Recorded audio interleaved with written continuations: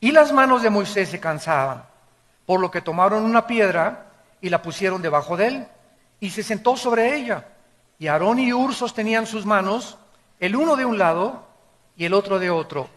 Así hubo en sus manos firmeza hasta que se puso el sol. Y Josué deshizo a Amalec y a su pueblo a filo de espada. Y Jehová dijo a Moisés: escribe esto para memoria en un libro y di a Josué que raeré de todo la memoria de Amalec de debajo del cielo. Y Moisés edificó un altar y llamó su nombre Jehová Nisi. Jehová es mi bandera, que es la traducción. Jehová Nisi, Jehová es mi bandera. Y dijo: por cuanto la mano de Amalec se levantó contra el trono de Jehová, Jehová tendrá guerra con Amalec de generación en generación. En esta conferencia que vamos a desarrollar en esta mañana, vamos a encontrar los secretos, podría yo decirlo con toda claridad y con toda seguridad, más grandes de la vida cristiana. ¿De qué manera respondes tú cuando tienes un problema o una crisis severa? Porque no es hasta que el problema viene a nuestras vidas cuando sabemos de qué calibre estamos hechos. No es hasta que enfrentas la tragedia, hasta que te das cuenta si tu fe es una fe bíblica. Porque hay muchos cristianos que llenan las iglesias en el mundo entero, pero cuando se enfrentan a un problema o a una tragedia, la tragedia o el problema los desmorona, los deshace, se caen al suelo y muchos hasta abandonan la fe. ¿Qué pasó? ¿Estas personas tenían fe? ¿Eran realmente cristianas? ¿Tenían la fe bíblica? ¿O simplemente eran creyentes religiosos de las iglesias, de las cuales las iglesias abundan esta clase de personas? No es hasta que la fe es probada a través de los problemas, las tragedias y las tribulaciones que nos damos cuenta si la fe que profesamos es verdaderamente la fe que salva. Cuando tú tienes un problema o enfrentas una crisis, ¿te enojas? ¿O eres de las personas que avientas todas las cosas desesperados en tu casa y comienzas a gritar: cállense, nadie se me acerque, porque te salió el hombre Hulk por dentro? ¿O recurrimos algunas personas a anestésicos, como en las películas, que tienen un problema, una crisis, y se preparan su copa de whisky o su copa de tequila para mitigar el dolor, para calmar la ansiedad, o un toque de marihuana, o un pericazo de cocaína, etcétera, etcétera? ¿O eres una persona que cuando enfrenta la crisis y el problema, no recurres a ninguna de estas cosas, no te exaltas, simplemente caes de rodillas y lloras y en angustia derramas tu corazón delante de Dios? Dios mío, pasó esto, pasó aquello, y aquí no me voy a levantar hasta que yo tenga paz y me llene de tu espíritu y la tranquilidad que Dios me da, que esto que me está pasando es para mi bien. Ahorita no entiendo por qué pasó este problema, pero sé por fe que es para mi bien, Señor, porque tú tienes un plan perfecto para mi vida, y si tú diste tu vida por mí, ¿cómo no me darás todas las cosas? Y en ese momento la paz que sobrepasa todo entendimiento guardará tus pensamientos y tu corazón en Cristo Jesús. ¿Has experimentado este poder de Dios ya en tu vida? ¿Has atravesado estas crisis y has probado a Dios en esas crisis en lugar de tomar la puerta falsa? En este pasaje que acabamos de leer y que vamos a estudiar, Israel enfrenta una crisis, una amenaza tremenda. Pero lo interesante de estos versículos que acabamos de leer es que el Espíritu Santo no se enfoca tanto en la guerra que los amenazaba, en el ataque de esta tribu nómada de los amalecitas, sino que el Espíritu Santo se enfoca y en medio de este pasaje nos da el secreto para vencer cualquier problema o crisis que nos amenace, y el secreto es la oración. La oración.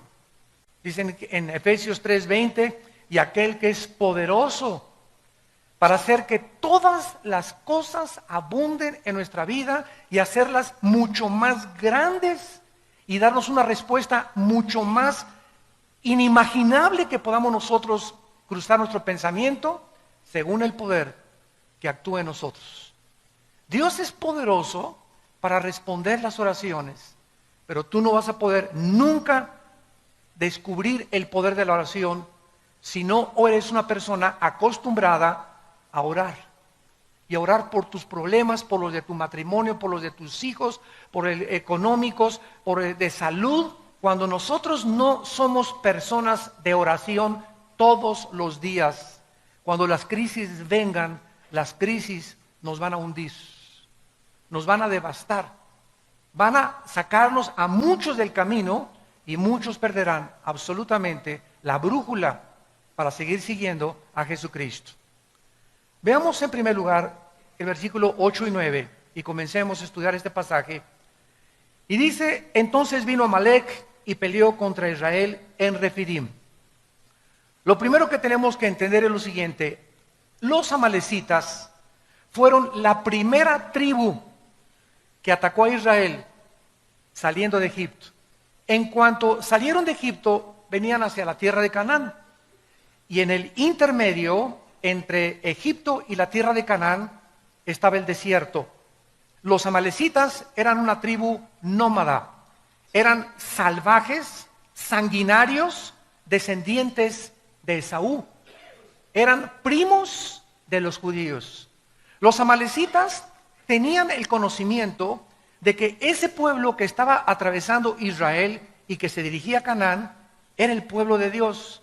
¿Cómo lo sabían? Por Esaú, porque ya Dios a Jacob le había dado las promesas de la tierra prometida.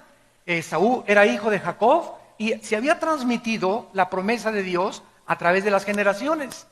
Pero los amalecitas no creyeron esta promesa, se aislaron totalmente, se volvieron salvajes y comenzaron a envidiar a Israel cuando salieron los israelitas de Egipto y se dirigen a la tierra de Canaán.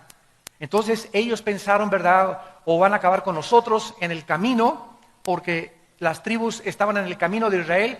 Israel no tenía ninguna intención de atacar a los amalecitas. Ellos querían simplemente llegar a la tierra de Canaán, pero los amalecitas, de una forma sanguinaria, se lanzaron despiadadamente para atacar a los judíos. Dios había ordenado el exterminio total de Amalec. Dice, por ejemplo, en Deuteronomio 25, 19, cuando Jehová tu Dios te dé descanso de todos tus enemigos alrededor en la tierra que Jehová tu Dios te da por la heredad para que la poseas, borrarás la memoria de Amalec de debajo del cielo, no lo olvides. Dios dijo, no tengan misericordia de Amalec, destrúyanlo, acaben con estas tribus porque ellos son los más despiadados y sanguinarios y ellos no se van a arrepentir jamás. Ahora bien, vemos que el rey Saúl, más adelante, fue destituido del trono de Israel. ¿Por qué? Porque cuando Dios le ordenó destruir al rey amalecita, lo perdonó. Y perdonó al ganado, y eso, dice Samuel, le costó en 1 Samuel capítulo 15 al 17, el trono y todo el gobierno al rey Saúl. ¿Quién fue el que acabó con los amalecitas? El rey David.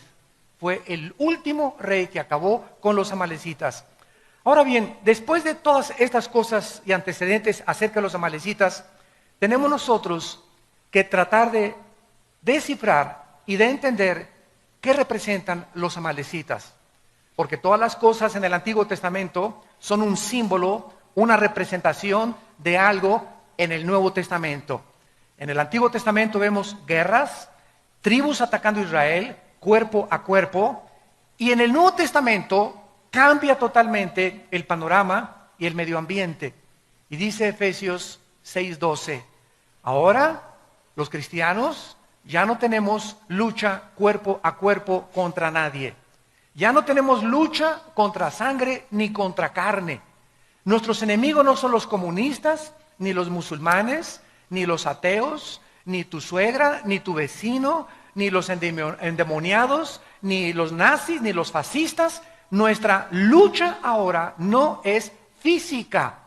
Tenemos que entender los cristianos que ahora estamos luchando contra potestades espirituales, contra gobernantes que controlan el espacio, los gobiernos y las mentes de las personas, contra gobernadores de las tinieblas, contra huestes, ejércitos, pero de millones de millones de millones de criaturas que Cristo les llamó demonios, criaturas inteligentes que están vagando alrededor del planeta Tierra sin cuerpos, porque no tienen cuerpos. Hay una historia, ¿verdad?, por qué perdieron los cuerpos en el mundo preadámico, pero estos demonios tratan de entrar a cuerpos humanos para controlar tus pensamientos, la forma como tú ves la vida, para especialmente atormentarnos. Satanás es el maestro en el arte de la tortura china.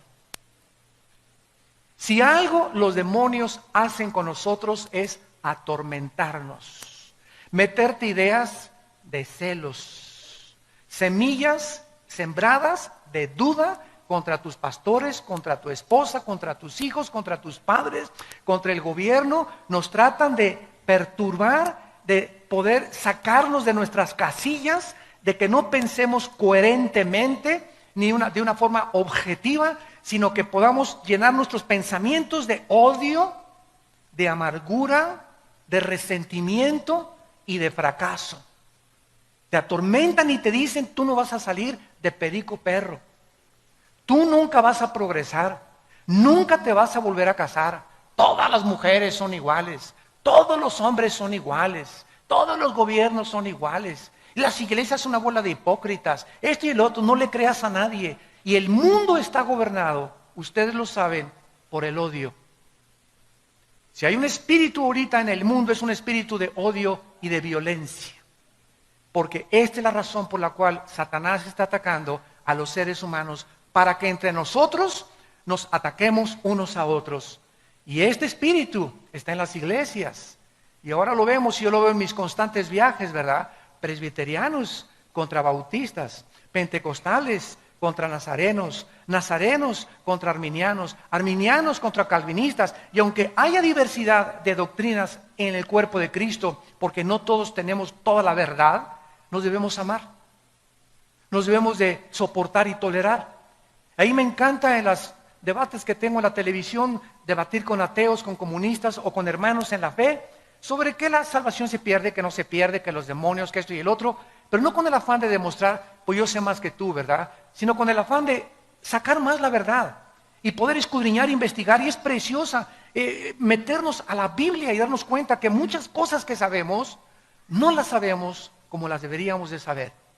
Entonces, cuando tenemos esa mentalidad, ¿verdad?, de no de competencia, sino de que somos un cuerpo, y no importa que tú seas bautista o Asambleas de Dios o Calacuaya o Amistad Cristiana o Vida Nueva, somos hermanos en Jesucristo y debemos amarnos y soportarnos y no competir entre nosotros, ni agredirnos, ni atacarnos los unos a los otros, que es lo que el diablo quiere hacer. Casa dividida no puede permanecer.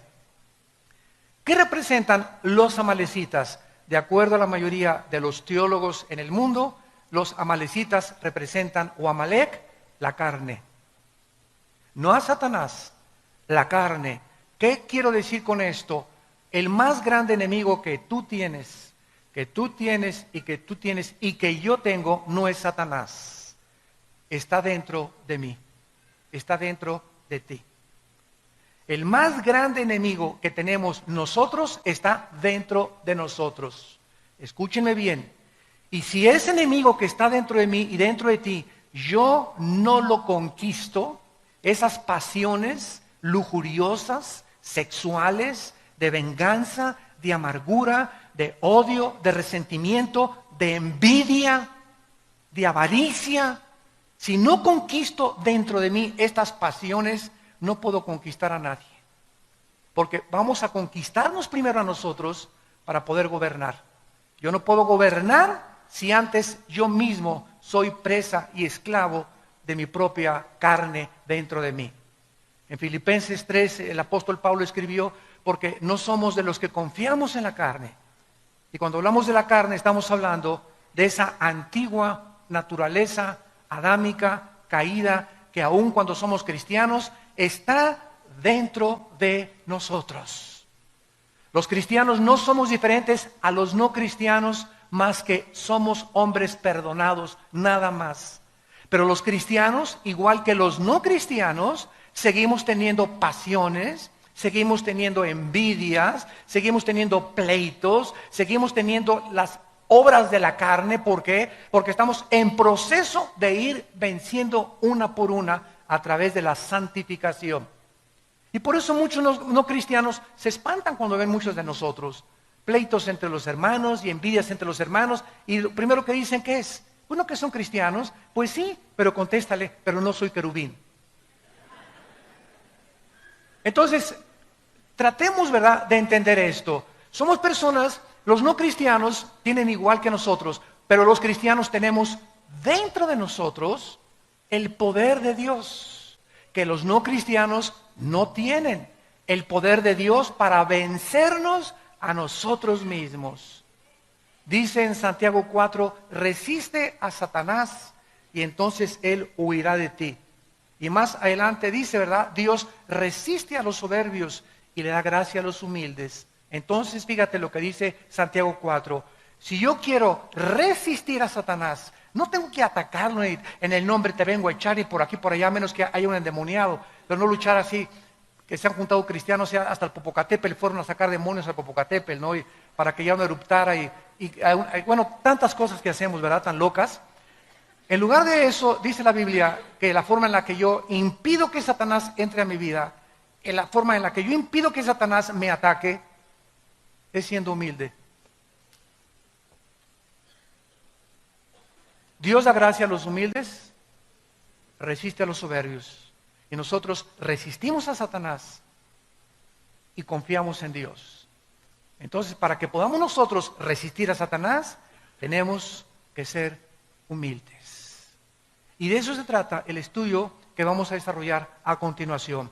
Vamos a ver, en primer lugar, tres cosas importantes en este ataque de los amalecitas. Número 1, este ataque que le lanzaron a Israel fue cruel y salvaje. Dice Deuteronomio capítulo 25. Fue un ataque cruel y salvaje. ¿A quiénes creen que atacaron los amalecitas? Atacaron a los que iban hasta atrás de la marcha de Israel, a los enfermos, a los cansados, a los lisiados, a los desganados, a los amargados, a los desilusionados. A esos fueron a los primeros que atacaron. Dice Deuteronomio 25, versículo 17. Acuérdate de lo que hizo Amalec contigo en el camino cuando salías de Egipto. Escucha, de cómo te salió al encuentro en el camino y te desbarató, ¿qué cosa? Él nos ataca por detrás. El diablo es un cobarde y sabe que dentro de nosotros tenemos este enemigo. Y este enemigo que tenemos dentro, que es la carne, es bien traicionera. Y si un pastor o un cristiano está cansado y no descansa y no ha tomado vacaciones y no se fortalece, contra ellos viene el ataque. Pero el cristiano que tiene comunión con Dios diario, que está leyendo la Biblia diario, que está analizando su vida todos los días, está fortalecido en el espíritu y la carne comienza a debilitarse. Y Satanás no tiene entrada a mi vida si mi carne yo la debilito espiritualmente y me fortalezco espiritualmente. Pero si yo comienzo a no darle de comer a la carne y alimento mi espíritu, entonces Satanás, Cristo dijo, el diablo no tiene parte en mí. ¿Por qué? Porque Cristo no tenía la naturaleza pecaminosa. El diablo no podía encontrar ninguna avenida, ninguna entrada, ni en su mente, ni en sus oídos, ni en ningún lado donde lo pudiera atacar. ¿Dónde lo atacó Satanás? Tratando de que Cristo se independizara de su Padre y comenzara a tomar decisiones sin la voluntad de su Padre. Dile a esas piedras que se conviertan en pan. Pero no era la voluntad del Padre que se convirtieran en pan. Y si Cristo le hubiera hecho que esas piedras se hagan tortas de jamón o cubanas, ¿verdad? En ese momento no era pecado, porque no es pecado comer. El pecado consistía en que el diablo lo quería hacer actuar independientemente del Padre. Una esposa es maltratada por su esposo y la carne te dice, ¿verdad? Agarra la charola, el sartén y dale un charolazo sartenazo por afuera. Ahí está la carne, el enemigo entre nosotros. La Biblia me dice lo contrario. Ora por él y perdónalo. ¿Qué camino escojo? El camino de Dios. Yo lo perdono en el nombre de Jesús, aunque tenga ganas de ahorcarlo. Y cuando tomo esta decisión, viene el poder de Dios y Satanás no me puede atacar. Alguien te hizo alguien te robó, me quiero vengar y le voy a hacer esto y el otro. Si tomas el camino de la carne, pierdes. Mi esposo me traicionó, pues yo también me voy con otro. O me voy con otra. Si siempre que escogemos la carne, vamos a perder la batalla. Y cuando escogemos el camino de Dios, aunque parece que es más difícil, es el más bendecido. Porque Dios honra a los que le honran. ¿Me van siguiendo?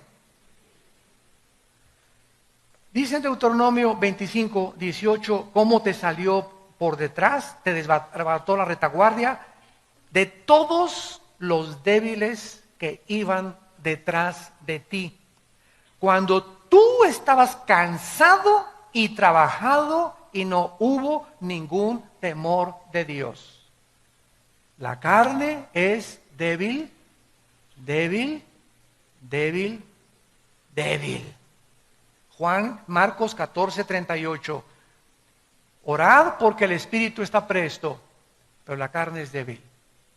Esta es la razón por la cual ustedes jóvenes que tienen un noviazgo, cuando sabes que tu enemigo está dentro, y ayer fuiste a una reunión de jóvenes y hablaste en lenguas y viste al arcángel Gabriel que se te apareció y te levantaste, hasta te levitaste del suelo y ya crees que eres querubín, ya eres especial en la iglesia.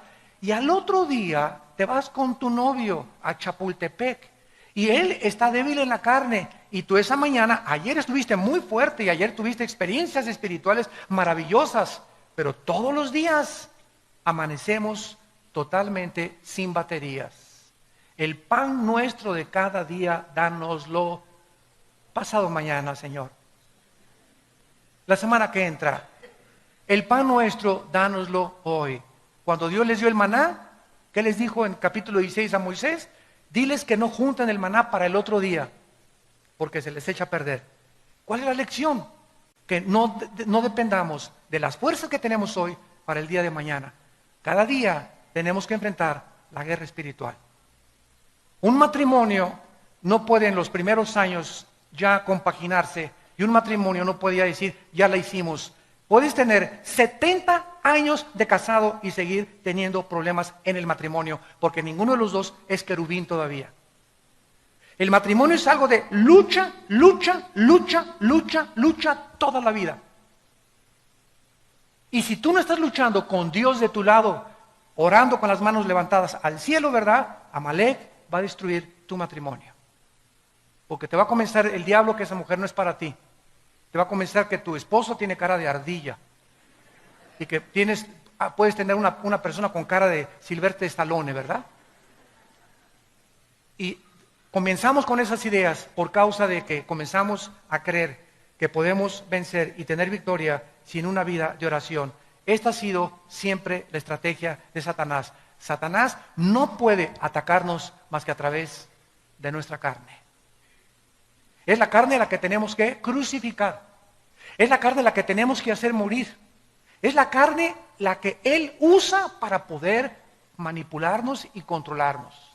Miren ustedes en Colosenses capítulo 3, en el Nuevo Testamento, el consejo que Pablo le da a la iglesia. Colosenses capítulo 3, versículos 5 y 6. Y dice Pablo, hagan morir. ¿Qué dijo Dios a Amalek? Desbarátenlo, destrúyanlo. No hagas negocios con Amalek. No juegues con Amalek. La orden es exterminar a Amalek. Y Dios te dice, no juegues con tu carne. No coquetees con el pecado. No sigas mirando a esa mujer que no es tu esposa más de 2 o 3 veces. No subas a una muchacha soltera, tú eres casado a tu coche, no la subas y menos cuando está lloviendo. No le des, a los pastores no le des consejería nunca a una mujer sola. Un pastor no puede hacer eso. ¿Quiere consejería? Me estoy muriendo, pues muérase. Si mi esposa no está conmigo, no la aconsejo. O si no está una hermana conmigo, no le doy consejería. Y menos en mi oficina con las puertas cerradas. ¿Por qué? Porque la carne es débil. La carne es débil, la carne es débil.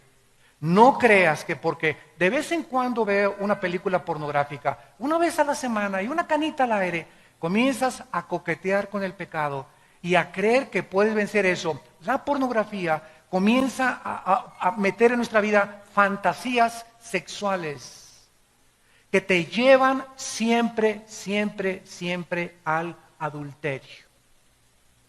Las fantasías sexuales provienen de la pornografía que te llevan a traicionar los votos a tu esposa y a tu esposo.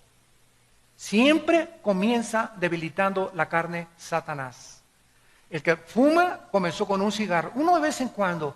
Al mes ya son 3, a los 2 meses ya te fumas una cajetilla, a los 2 años te fumas 2 cajetillas de cigarros. Y comienza con la marihuana. Esta es la bachicha, y comienzas a creer que la bacha y al año eres marihuano. En Acapulco les dicen macizos, de la Golden de Acapulco. El que comienza con la cocaína, igual con un pase, todo comenzó, como dice la canción, comenzó con un dedito y la mano agarró. Todo comienza poco a poco. Satanás nos va debilitando hasta que la carne me pide ya sexo, o me pide droga, o me pide alcohol, o me pide cigarro, o me pide esto. Y ahí es cuando yo ya abro la puerta a la invasión demoníaca. Y los demonios se vienen a atacar mis pensamientos, mi cerebro, y me amarran, me hacen esclavo de eso. Y hasta que no hay un quebrantamiento y un arrepentimiento profundo en mi vida, no puedo ser libre. Y para eso se necesita la obra del Espíritu Santo, porque Él es el único que nos convence de pecado. Por detrás viene la traición. En segundo lugar, el ataque fue sorpresivo. Israel no lo esperaba. Dice en 1 de Pedro 5:8, velad y orad porque vuestro enemigo el diablo está como león rugiente, pero rugiendo, buscando a ver qué hermanito está en la retaguardia. ¿Quién tiene ya 2 o 3 días que no ora? ¿Quién por ahí no trae su Biblia ya a la iglesia? Ya la Biblia ni les importa. A ver, esos hermanitos que ven en la noche, repórtenme por favor, les dice a los demonios, ¿quiénes de los que se dicen cristianos ven pornografía? Pásenme la lista, apunten y váyanse, manden un batallón contra esa casa y ataquen esa mente de esa persona. Anda buscando como león rugiente. A ver, ¿quién de los hermanitos es tranza? ¿Quién no ha pagado sus deudas, pero se persina y dice que él es cristiano y tiene deudas por acá y deudas por allá y ni siquiera abona para las deudas? ¿Quién se lleva cassettes y libros de librería sin pagar? Búscame esos hermanitos y Satanás comienza a tratar de devorarte. Él no viene a lastimarte, viene a acabar contigo. No tiene misericordia Satanás ni los demonios contra nosotros. ¿Y qué pasó? Ay, pues Señor, el diablo, no le eche la culpa al diablo. Le abrimos la puerta a través de la carne, de la debilidad de la carne. Entonces, así es como los atacó Amalek. Fue un ataque sorpresivo. En tercer lugar, fue un ataque con el propósito de exterminar a la nación judía. Cuando nos atacan los enemigos, vienen con el propósito de acabar con mi vida. Si acaban con mi vida, acaban con mi matrimonio. Si acaban con mi matrimonio, acaban con mis hijos. Y tus hijos serán hijos de padres divorciados, sufriendo los traumas los psicológicos que sufrieron el divorcio, y atacará tu negocio, y atacará tu crisis, y viene a acabar con todo lo que tú le des chance. Él viene para atacar, robar y destruir. Yo he venido para que tengan vida, dice Cristo, y para que la tengan en abundancia. Dice la Biblia en el Salmo 83, que esta fue la intención en todo el Antiguo Testamento de los enemigos de Israel. Querían exterminarlos y hasta el siglo XXI se sigue cumpliendo lo mismo. que quieren las naciones ahorita de alrededor de Israel, la guerra del 67, la guerra de Yom Kippur del 73, la guerra del 81 y los demás ataques que les han lanzado, exterminar a los judíos. ¿Qué dijo el presidente de Irán, Ahmadinejad? Queremos borrar del mapa a Israel. ¿Por qué ese odio? O sea, ¿por qué Hitler quiso borrarlos del mapa? ¿Por qué en los tiempos de Esther quisieron borrarlos del mapa? ¿Por qué los babilonios los quisieron borrar del mapa? Porque es la única civilización a través de la historia que el mundo los ha querido exterminar. Y a pesar de ser una nación tan indefensa y tan frágil, a pesar de los millones de enemigos que tienen, nadie ha podido hacer nada contra ellos, porque Jehová ha dicho, si tú tocas a mi pueblo, me tocas a mí. Dice en el Salmo 83, versículo 3, contra tu pueblo han consultado astuta y secretamente. Han entrado en consejo contra tus protegidos. Han dicho, venid y destruyámoslos para que no sean nación y no haya más memoria del nombre de Israel. ¿Se dan cuenta de la intención del enemigo? Queremos exterminarlos, queremos acabarlos. Es más, que nadie se vuelva a acordar de que Israel existió en el mundo. Ahora que Ahmadinejad dijo en las Naciones Unidas que quería borrar del mapa a Israel, Benjamín Netanyahu contestó, bueno, por lo menos reconoció que estamos en el mapa. Porque si ustedes van al Medio Oriente, en el 80% de los países árabes y en Irán, en los mapas en las escuelas de la primaria, no está Israel en el mapa geográfico. No lo consideran ni siquiera que existe en el mundo. ¿Ese odio de dónde viene? ¿De dónde viene ese odio dentro de mí que me quiere autodestruir? Lo que vemos colectivamente y nacionalmente a través de Israel, lo vemos individualmente dentro de nosotros. Qué increíble que dentro de mí exista el espíritu más grande de autodestrucción. Porque somos autodestructivos y no necesitas ser cristiano para reconocerlo. Simplemente te pregunto, ¿por qué fumas? ¿No sabes que cuando el humo, el cigarro, la lengua, el paladar, el esófago, la laringe, la tráquea, los pulmones, los alvéolos, ¿no sabes que todo te está envenenando y que te está impidiendo disfrutar de la vida, ver a tus nietos crecer, disfrutar, tener una mente más clara? El cigarro te ofusca, todas las neuronas del cerebro te las comienza, ataca las cromosomas también del cuerpo y del ADN. ¿Por qué lo haces? Y tú me contestas, porque me gusta. Oye, pero ya aquí médicamente, mira, ya el doctor te está diciendo que hasta las cajetillas dicen, este producto es nocivo para su salud. ¿Cómo es posible que sabiendo nosotros que esto es veneno, yo me lo siga comiendo? ¿Qué significa esto? Que la Biblia tiene razón, somos autodestructivos. No nos queremos. ¿Por qué tienes la panza de Santa Claus que tienes? ¿Que no sabes que vas a enfermarte, que el colesterol, la diabetes, etcétera, etcétera? ¿Por qué no haces ejercicio? ¿Por qué no tomas suficiente agua? ¿Por qué no hacemos por sobrevivir y mantenernos un poquito más saludables? ¿De dónde viene esos pensamientos de no quiero, estoy flaca, mira esto, por aquí, por allá, cuando estamos pagando un precio de algún día acabar en un hospital y pagar millones de pesos por una cirugía o por una operación, porque no quisimos tener en cuenta nuestro cuerpo? ¿De dónde viene esto? De la autodestrucción de Amalek dentro de nosotros. Y dice Dios, hagan morir las obras de la carne.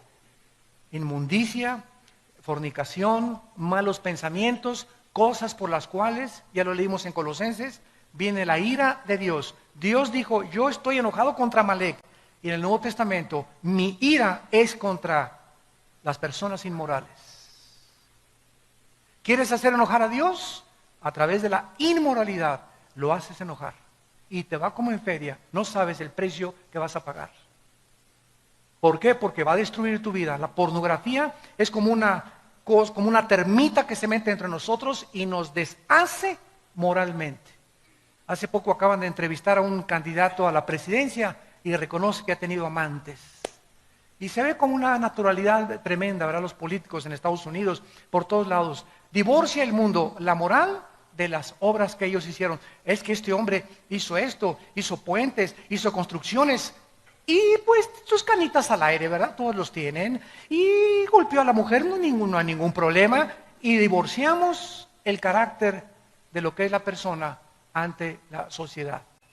¿Saben ustedes que ahorita en el mundo la palabra resultados ya se introdujo al cristianismo? Y dicen los cristianos, tuvimos muy buenos resultados en esta campaña. Y sabe una cosa, la palabra resultados no existe en la Biblia. Una máquina produce resultados, una computadora produce resultados, un robot produce resultados, pero un organismo vivo produce fruto. Solamente los organismos vivos producen fruto. Entonces nosotros no estamos para producir resultados, sino fruto. Apocalipsis 2, del 1 al 4. Mira la iglesia de Éfeso.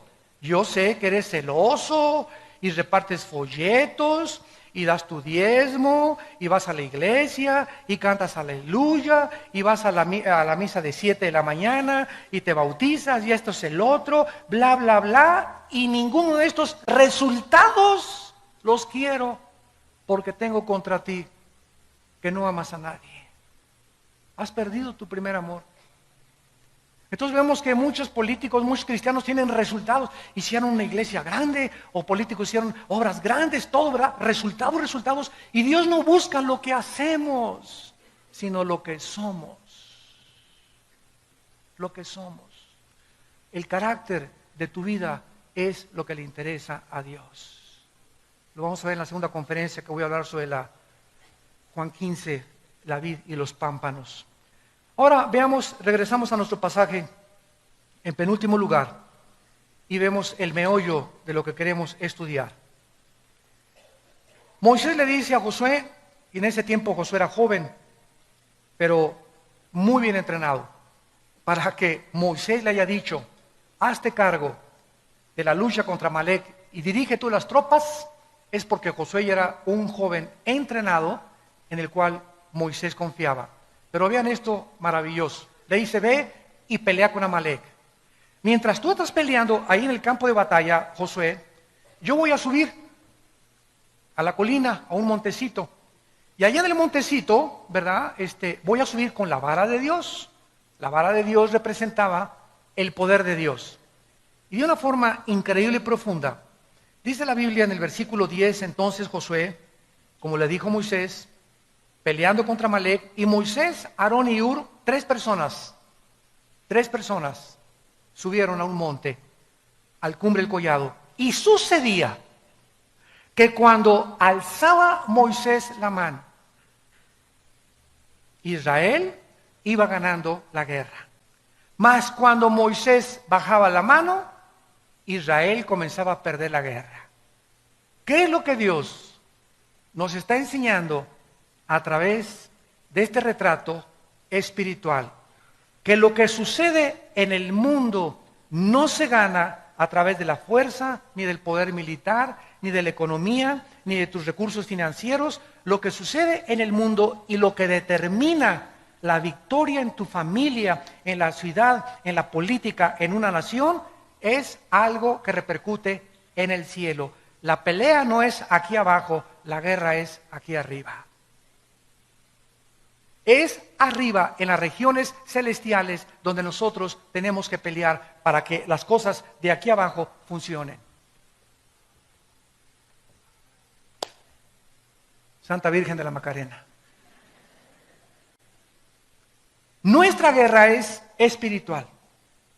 Y si usamos las armas carnales y terrenales, el enojo, la venganza, con mi dinero, mis influencias, ya mi compadre o el próximo gobierno lo van a hacer senador y confías que tu compadre cuando lo hagan senador va a mejorar tus finanzas. En ese momento Dios está viendo que estás quitando tus ojos de Él y que estás creyendo que es tu compadre el que van a poner, puedes depender y mejorar tu sueldo o mejorar tu posición. En ese momento cambias a Dios en imagen de semejanza de hombre corruptible.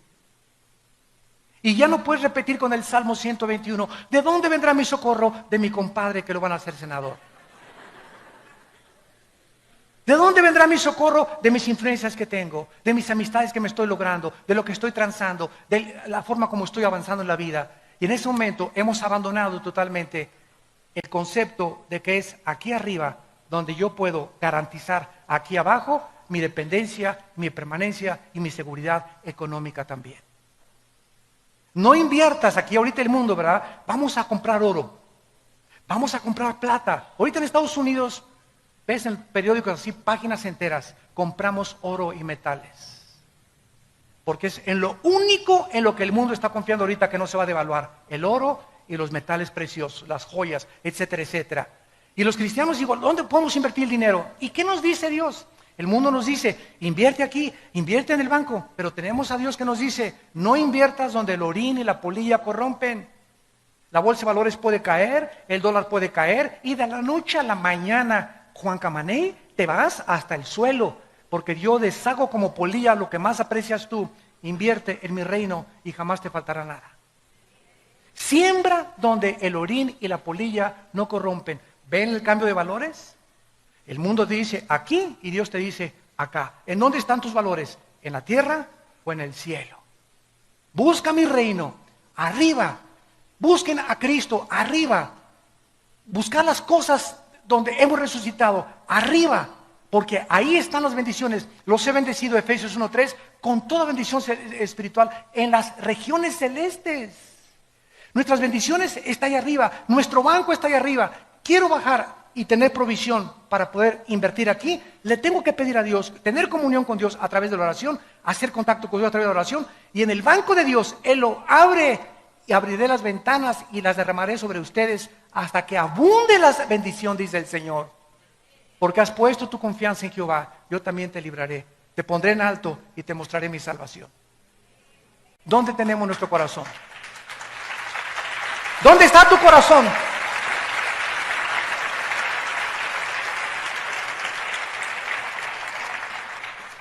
Dice en Proverbios capítulo 21, Proverbios capítulo 21.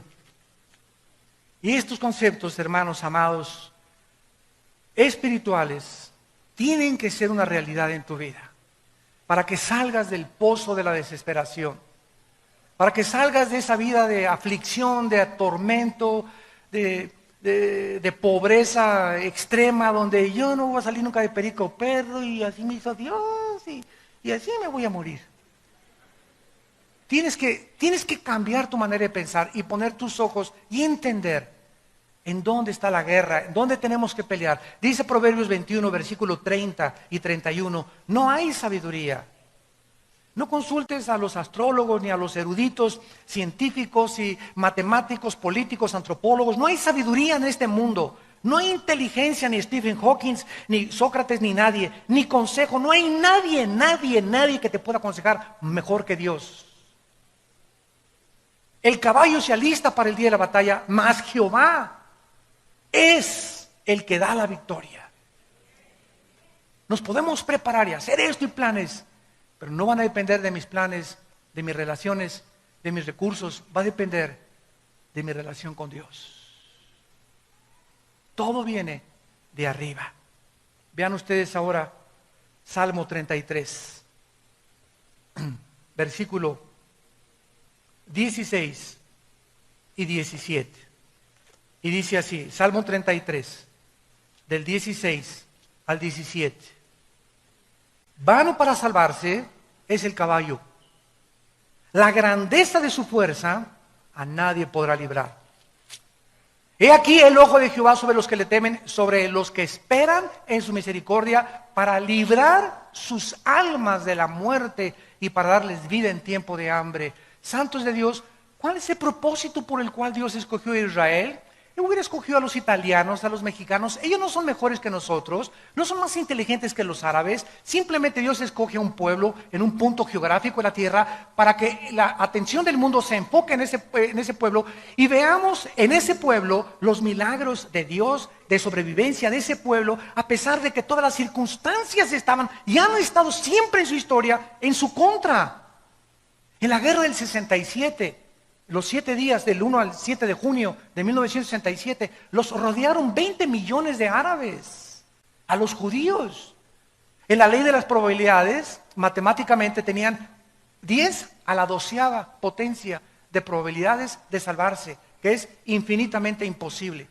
No había posibilidad de que se salvaran, eran demasiados contra ellos.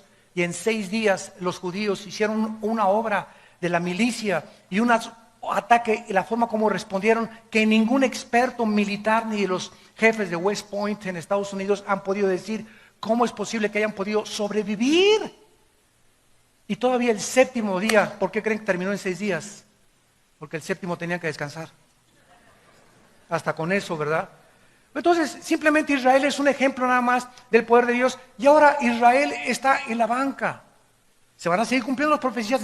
Ahora Dios ha tomado un pueblo de judíos, griegos, italianos, mexicanos. Ahora ya no hay judío, no hay gentil. Ahora somos nosotros la iglesia. Y a través de nosotros Dios está mostrando la multiforme sabiduría que está en nosotros. Los ángeles, dice Efesios 3, están aprendiendo de nosotros. De la forma como reaccionamos, la fe que tenemos, porque para los ángeles no hubo gracia, los ángeles no conocen la misericordia, ellos pecaron y los condenó Dios, no hubo gracia para los ángeles. ¿Por qué no hubo gracia para los ángeles? Porque ellos veían a Dios y nosotros somos un pueblo que no vemos a Dios. Estamos en desventaja a los ángeles y a los que mucho se les da, mucho se les pide. Ellos fueron criaturas que veían a Dios todos los días, cara a cara. ¿Cómo no iban a tener fe si no iban a ver a Dios? Nosotros somos un pueblo que no vemos a Dios, pero que creemos, y eso es lo que le agrada a Dios, que lo que creamos aunque no lo veamos. Simplemente creer lo que Él dijo en su palabra. Y esto es exactamente lo que sucedió con Amalek. Ellos comenzaron a darse cuenta que no es con espada ni con ejército, sino con mi espíritu, dice el Señor. Moisés sube a orar a la colina y comienza a prevalecer. Lo que sucede en el campo de batalla determinó lo que Moisés hacía en la colina. Mi vida de oración va a determinar la felicidad de mi matrimonio. Mi vida de oración va a determinar la salud y la protección de mis hijos. Mi vida de oración y comunión con Dios va a determinar mi prosperidad en mi negocio. Porque Dios me quiere prosperar, Dios me quiere bendecir, no para enriquecerme a mí, sino para ser yo un canal con lo que Dios me da para bendecir más su obra. Porque Dios tiene que buscar canales de bendición. Podían bajar los ángeles y hacer la obra de Dios, y los ángeles construir iglesias, y los ángeles predicar el evangelio, pero a Dios le agradó a nosotros usarnos para su gloria. Es Dios el que quiere usar a la iglesia ahora. Y finalmente, vemos que Moisés también, dice la Biblia aquí en Éxodo, versículo 17, se cansaba. Versículo 12, Éxodo 17, 12, y las manos de Moisés se cansaban, por lo que tomaron una piedra. Deuteronomio 32, tú eres la roca. Efesios 2:20, la piedra es Jesucristo. Cuando Pedro le dijo a Cristo, tú eres el Mesías, el Hijo del Dios viviente. Y Cristo le contesta, tú eres Pedro, y sobre esta roca edificaré mi iglesia. No estaba diciendo que sobre Pedro, estaba diciendo sobre la roca que es Jesucristo. Sobre Él está, Él es la piedra del ángulo, no un hombre. Él es la piedra del ángulo, Él es la roca. ¿Qué simboliza esto? Que la vida nos cansa. ¿No es verdad? Yo llego, créanmelo, en estos viajes que he tenido últimamente, yo hacía a mi casa, ya la casa de ustedes donde vivimos, y llego cansado del avión, manejado, problemas por acá, esto y el otro, guerras espirituales, a veces problemas con los hijos, etcétera, etcétera, y cae uno así desguanzado, ¡paz! Y caigo, me pongo mis cojincitos para no lastimarme más mis rodillas, y ahí hincado, ¿verdad, Padre Santo? A implorar, a veces lloro ahí 15 minutos, 20 minutos, Señor, ya no puedo, Señor, y no quiero pensar ya en nada, Padre, ayúdame. Y conforme más tiempo oro y más tiempo oro, comienzo a sentir cómo me levanta algo sobrenatural. Y después de media hora, 40 minutos de estar con el Señor, como que de repente cambió todo el panorama y todo lo ves ya un poco más claro. ¿Por qué? Porque nos cansamos. ¿Quién no se ha cansado de vivir? ¿Quién no está cansado del matrimonio, de los hijos, del problema, del gobierno, de la economía? Todos nos cansamos, somos seres humanos. Necesitamos a Cristo. Vengan a mí todos ustedes, los que están trabajados y cansados, y yo los haré descansar. La roca sobre la cual Moisés se sentó representa a Cristo. Tenemos, aparte de que estar orando continuamente, tenemos que descansar en el Señor. Y lo más maravilloso de esto es que ya sentado Moisés sobre la piedra, se le cansaban las manos. Ya descansaba el cuerpo, se le cansaban las manos. Y dice la Biblia, entonces en Éxodo, y Aarón y Hur, versículo 12, sostenían sus manos de un lado y del otro, así hubo firmeza hasta que se puso el sol. En segundo lugar, nosotros necesitamos en la oración tener compañeros. No podemos orar solos. Dichosos ustedes los que se ponen de acuerdo con alguien. Oye, estoy orando por mi familia. ¿Me ayudas a orar por mi familia una vez a la semana, Juanita? Fíjate que tengo un hijo que se nos fue de la casa. ¿Cuántos de ustedes vienen aquí? Tenemos un buzón de oración. Hermano, veo ahorita que acabo el servicio, una cola. Hermano, ¿me echa su bendicioncita? ¿Me echa agua bendita? A ratito me van a decir eso. ¿Me echa tantita agua bendita?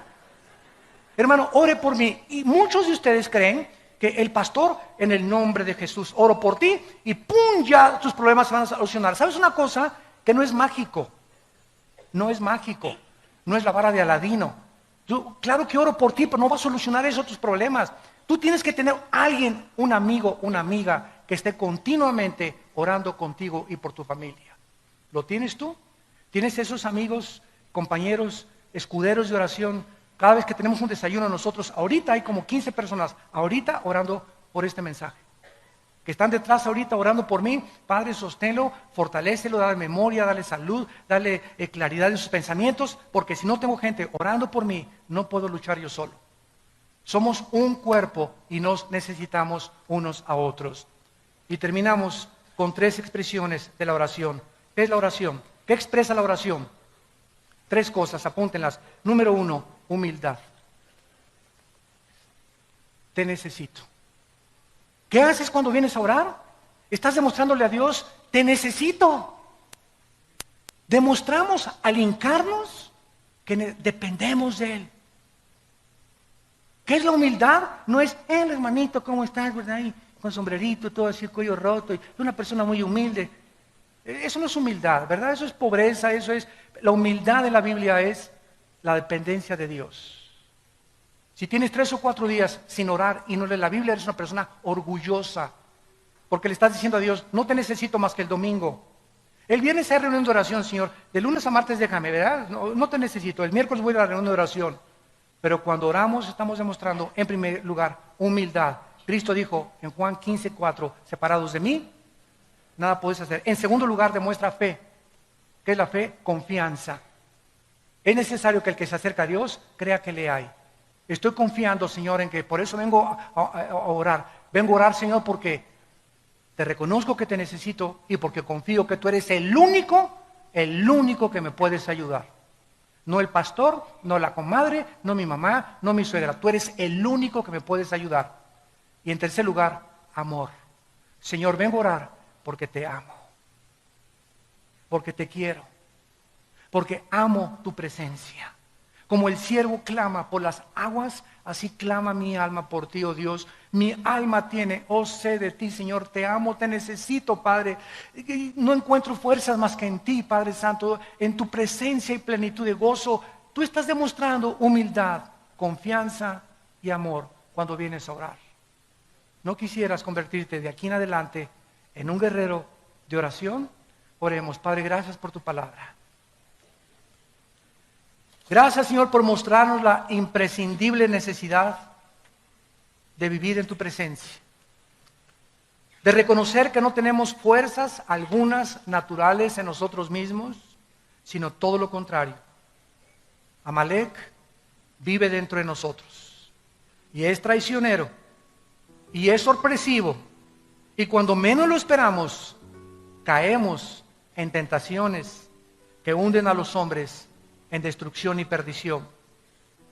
Teniendo conciencia del traidor que traemos dentro, vivamos en la presencia del Altísimo, subiéndonos a las alturas a través de la oración para determinar el éxito de nuestras victorias aquí abajo en el planeta Tierra.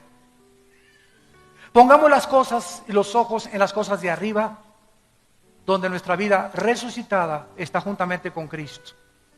Y cuando Él se manifieste, nosotros seremos manifestados con Él en su gloria, porque nuestra vida está escondida en el Hijo de Dios. En esta mañana, entrégale tu vida a Cristo. Si eres cristiano, dile: Señor, perdona mi vida de oración. He sido un flojo, no he vivido esa vida de oración que tú me has pedido, he sido negligente, tengo una vida de oración tan superficial, Señor. Y ahora entiendo por qué no tengo victoria, ahora entiendo por qué no tengo autoridad, ahora entiendo por qué los problemas siento que me ahogan, porque estoy viviendo en mis propias fuerzas y no he entendido que separado de ti nada puedo hacer. Y ustedes en esta mañana que no tienen a Cristo, ustedes por la televisión, si tú no tienes a Cristo en esta mañana y nos visitas por primera vez, dile: Padre, perdona mi vida de independencia tuya. Ahora creo que necesito vivir cerca de ti, que mi alma te necesita, y te invito a que entres a mi vida, Señor Jesucristo, porque creo que en la cruz pagaste con tu sangre por mis pecados, que a los 3 días resucitaste de los muertos y que tienes el poder de transformar mi vida a tu imagen y semejanza otra vez. En el nombre de Jesús. Amén.